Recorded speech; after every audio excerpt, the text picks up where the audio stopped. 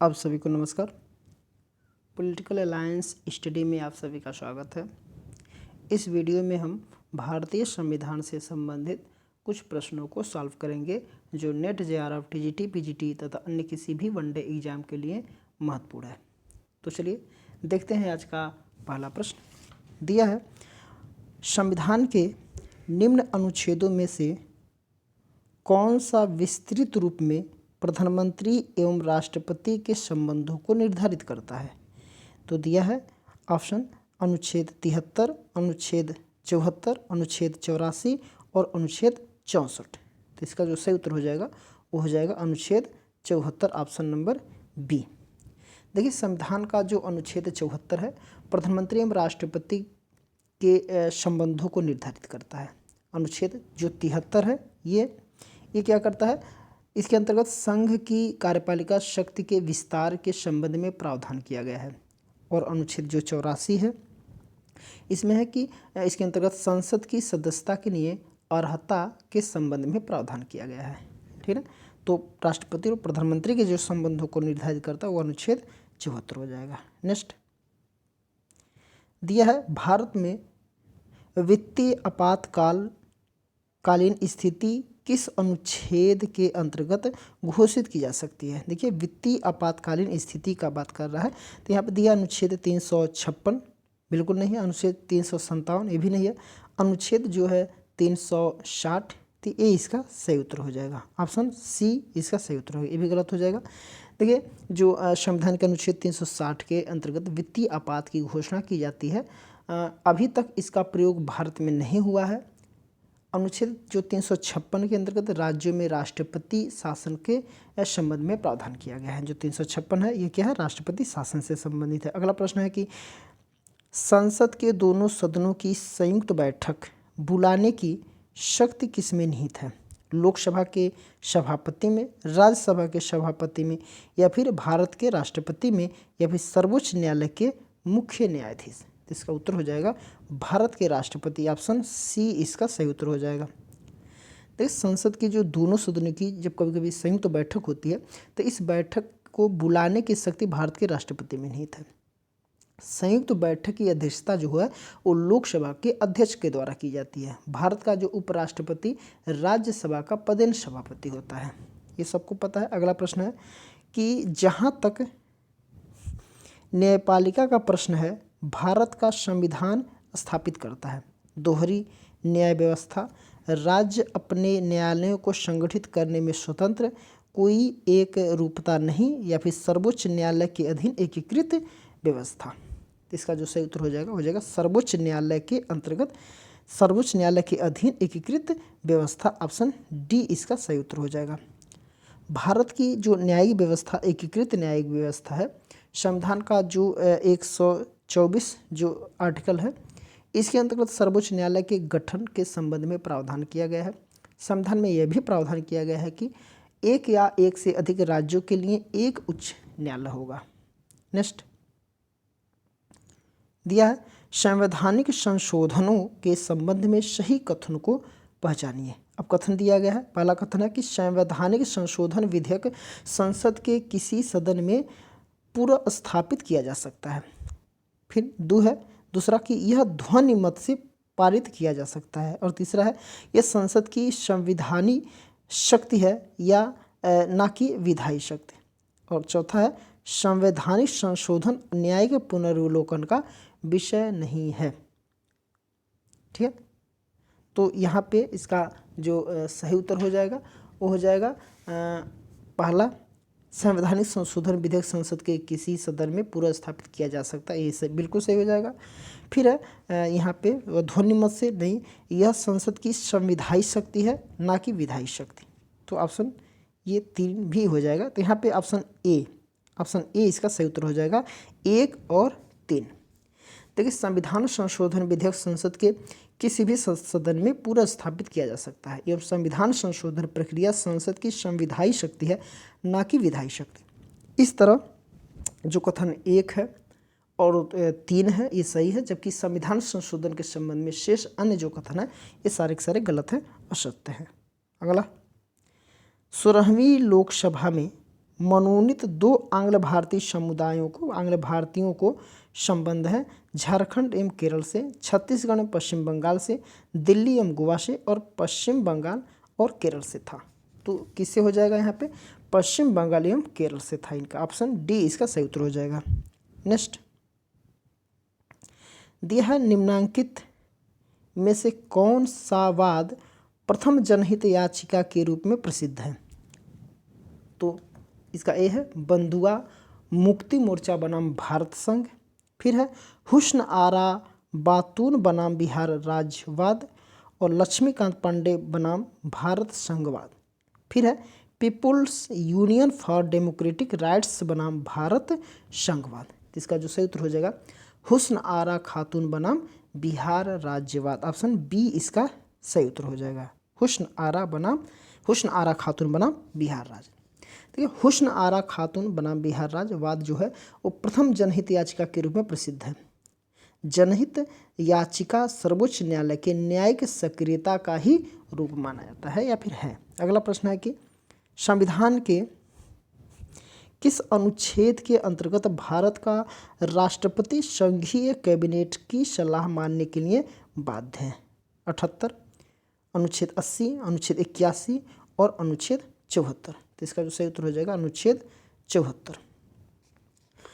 देखिए भारतीय संविधान का जो आर्टिकल 74 है, जो अनुच्छेद 74 है, राष्ट्रपति को सहायता एवं सलाह देने के लिए प्रधानमंत्री के नेतृत्व में एक मंत्रिपरिषद का प्रावधान करता है। संविधान के जो अनुसार राष्ट्रपति संघीय कैबिनेट की सलाह मानने के लिए क्या है, ये बाध्य होता है। नेक्स्ट दिया है त्रिशंकु संसद का तात्पर्य क्या है? त्रिशंकु संसद का क्या तात्पर्य है? संसद में 2 दलों का बहुमत, बिल्कुल नहीं। फिर है कि संसद में 1 दल का बहुमत, नहीं। संसद में 3 दलों का बहुमत, ये भी नहीं हो जाएगा। फिर है कि संसद में किसी दल का बहुमत नहीं। देखिए जब सदन में किसी दल का बहुमत जब नहीं होता है तो त्रिशंकु हो जाता है। तो यहाँ पे ऑप्शन डी इसका सही उत्तर हो जाएगा। देखिए संसद में अगर जब किसी भी दल के बहुमत की स्थिति में नहीं रहने को प्राय त्रिशंकु संसद कहते हैं। ऐसी स्थिति में गठबंधन अथवा बाहर से समर्थन के माध्यम से सरकार का निर्माण होता है या फिर से चुनाव किया जाता है। नेक्स्ट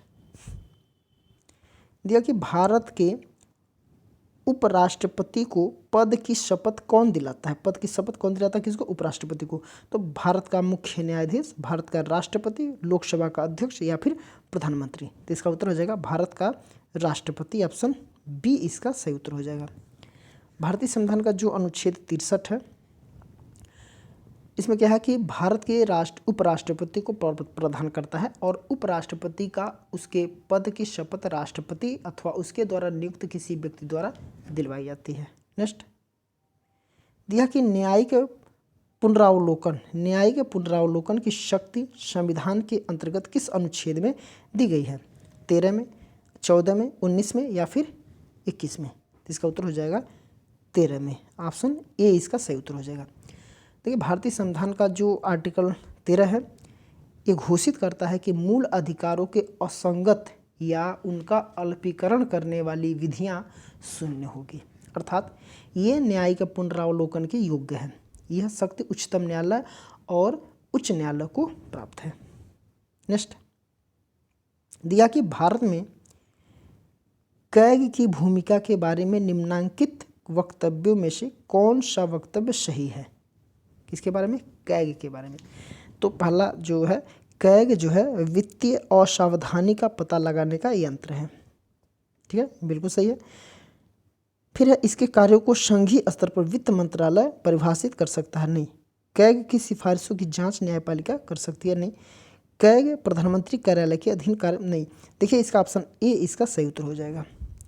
भारतीय संविधान का जो अनुच्छेद 148 है, इसमें क्या है कि और यहाँ से लेकर के 151 तक ये महान्यायवादी कैग के बारे में बताया गया है। देखो यहाँ पे 48 से 51 तक नियंत्रक एवं महालेखा परीक्षक के बारे में प्रावधान किया गया है।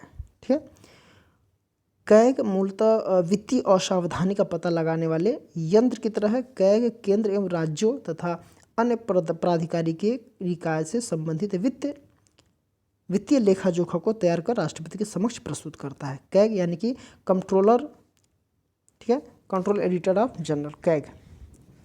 नेक्स्ट दिया लोक लेखा समिति। लोक लेखा समिति के सदस्य निर्वाचित किए जाते हैं 1 वर्ष के लिए, 2 वर्ष के लिए, 3 वर्ष के लिए या फिर 5 वर्ष के लिए। तो इसका उत्तर हो जाएगा ऑप्शन ए, 1 वर्ष के लिए।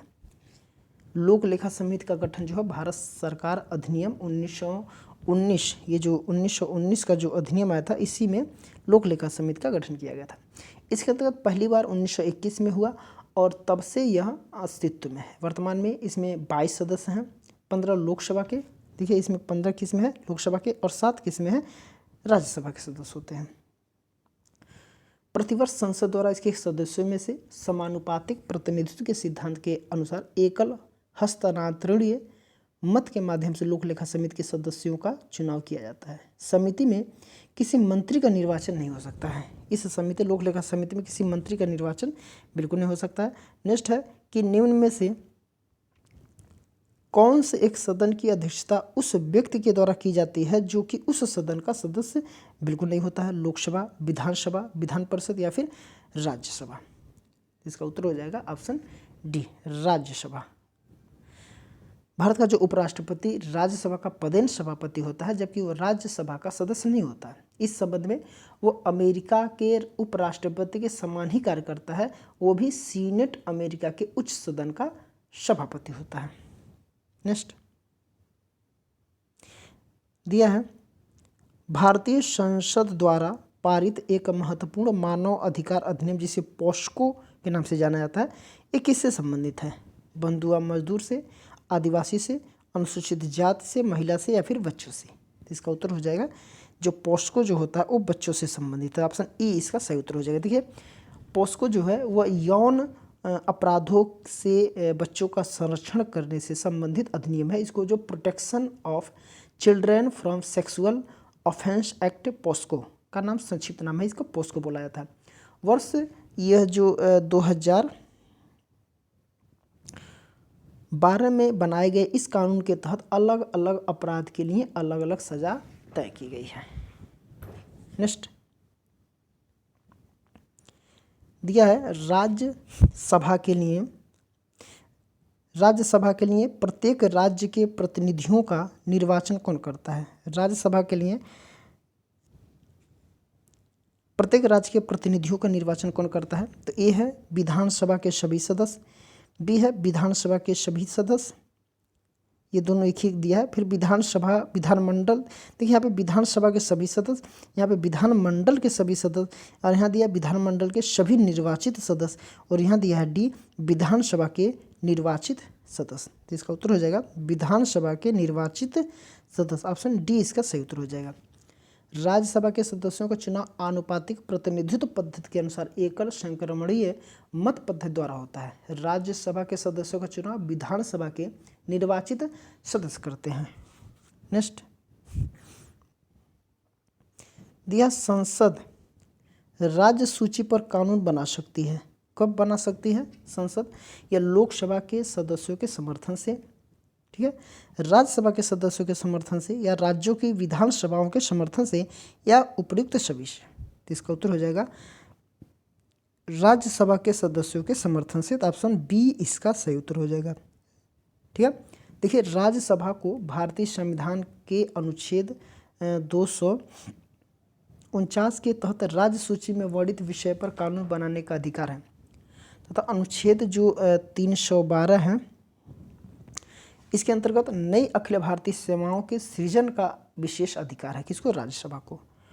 राज्यसभा का सभापति भारत का उपराष्ट्रपति होता है लेकिन अपने पद का वेतन नहीं पाता बल्कि वो राज्यसभा के सभापति के रूप में वेतन पाता है। नेक्स्ट भारतीय संसद मिलकर बनी है। किससे? लोकसभा राज्यसभा से, राष्ट्रपति और लोकसभा से, राष्ट्रपति और राज्यसभा से और राष्ट्रपति लोकसभा और राज्यसभा से। इसका उत्तर हो जाएगा ऑप्शन डी राष्ट्रपति लोकसभा और राज्यसभा से ये मिलकर के बनी है। देखिए जो भारतीय संविधान के अनुच्छेद जो 79 है इसमें संसद के गठन का उल्लेख है जिसके अनुसार संघ के लिए संसद होगी जो राष्ट्रपति और 2 सदनों लोकसभा और राज्यसभा से मिलकर बनेगी। लोकसभा का चुनाव प्रत्यक्ष तरीके से जनता द्वारा होता है, जबकि राज्यसभा के चुनाव सदस्यों का चुनाव अप्रत्यक्ष तरीके से किया जाता है। राष्ट्रपति का चुनाव संसद के दोनों सदनों एवं राज्य विधानसभाओं के निर्वाचित सदस्य करते हैं। नेक्स्ट, यह राज्यसभा को धन विधेयक पर कितने दिनों के अंदर अपनी संस्तुति देनी होती है?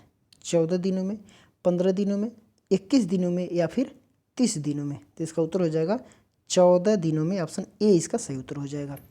देखिए, संविधान के अनुच्छेद जो 109 है, इसमें यह स्पष्ट रूप से उपबंधित किया गया है कि राज्यसभा में धन विधेयक प्रस्तुत नहीं किया जा सकता। धन विधेयक के संबंध में राज्यसभा के पास सीमित शक्तियाँ होती हैं।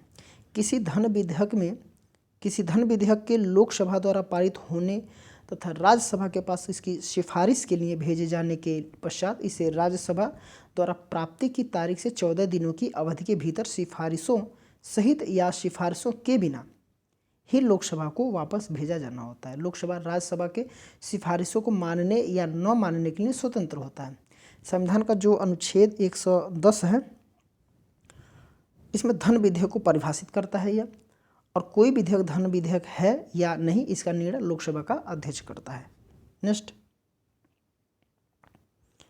दिया है,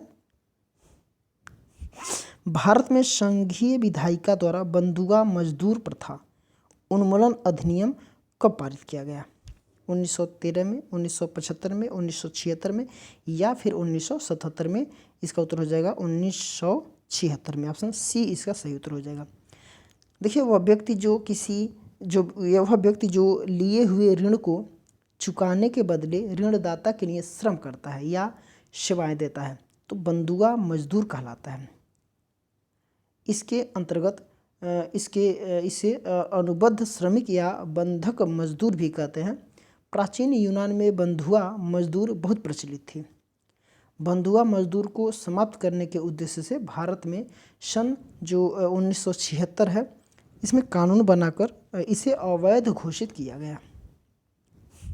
नेक्स्ट, निम्न में से कौन सा एक आलेख अधिकारी को अपने कर्तव्य के निष्पादन का निर्देश देता है?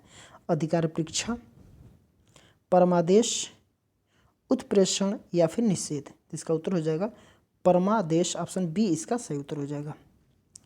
देखिए, परमादेश से तात्पर्य है कि हम आदेश देते हैं। इसके तहत न्यायालय द्वारा किसी व्यक्ति, लोक प्राधिकारी, अधीनस्थ न्यायालय, सरकार या निगम को उसके विधिक, सांविधिक या लोक कर्तव्यों को करने या अवैध रूप से न करने का आदेश दिया जाता है।